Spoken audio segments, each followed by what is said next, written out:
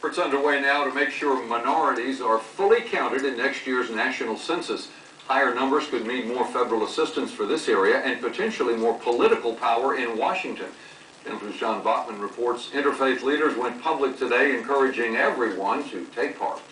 An estimated $400 billion is at stake, and advocates say Georgia would gain a congressional seat based on uncounted minorities.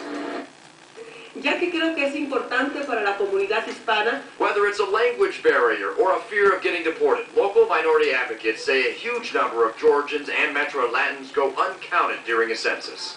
If the census undercounts the Latino community, as it did in the previous census, what we will have is the equivalent of the population of North Dakota and South Dakota missing nationally.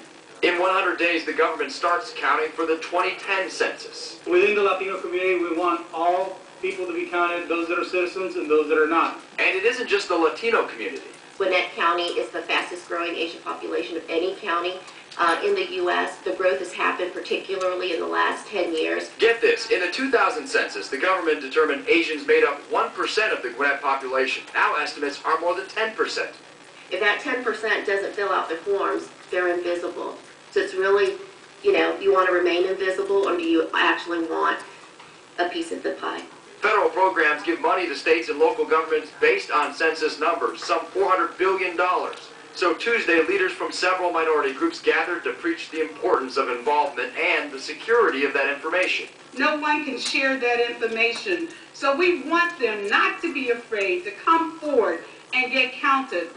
Here's something else that's interesting. For the first time, some areas will get census paperwork also in Spanish, and we're told several counties in the metro area will be part of that. Reporting in Northeast Atlanta, John Bachman, Channel 2 Action News. By some estimates, if previously uncounted minorities are accurately reported next year, that could produce an extra congressional seat for Georgia in 2012.